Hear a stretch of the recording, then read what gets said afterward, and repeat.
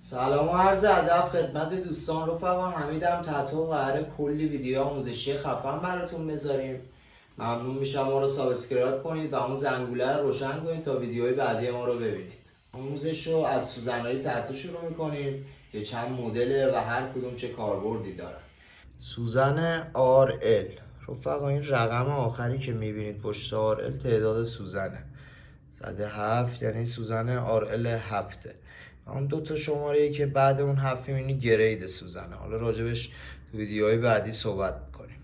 سوزن RL برای زدن لان یا همون خط استفاده میشه و اینکه چیدمانی گرد و به هم چسبیده داره. به طور مثال اگه ما سوزن RL 5 رو انتخاب کنیم 5 تا سوزن به هم چسبیده کنار هم قرار گرفته.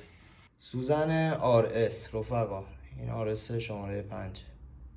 سوزن RS برای زدن سایه های کوتاه یا همون سایه های داتورکی و پر کردن فضای کوچیک استفاده میشه. دوستان مشابه همون RL با این تفاوت که سوزن ها از همدیگه یه ذره فاصله دارن. سوزن اموان.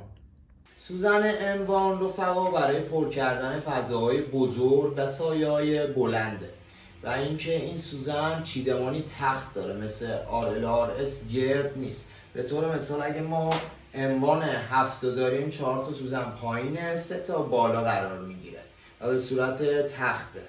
سوزن M1C یا همون RM رفقا، یه سری شرکت ها میزنن M1C، یه سری ها میزنن RM. این دوتا یکیه، با هم دیگه اشتباه نگیرید.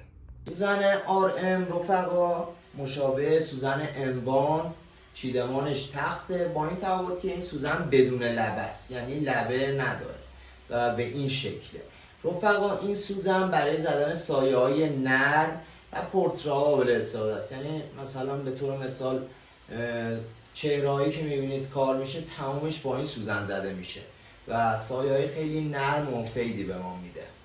این شد تمامی مدل های سوزن تتو بدن که همه رو توضیحاتش رو بهتون دادیم، شکلش رو بهتون گفتیم، کاربردش هم بهتون گفتیم.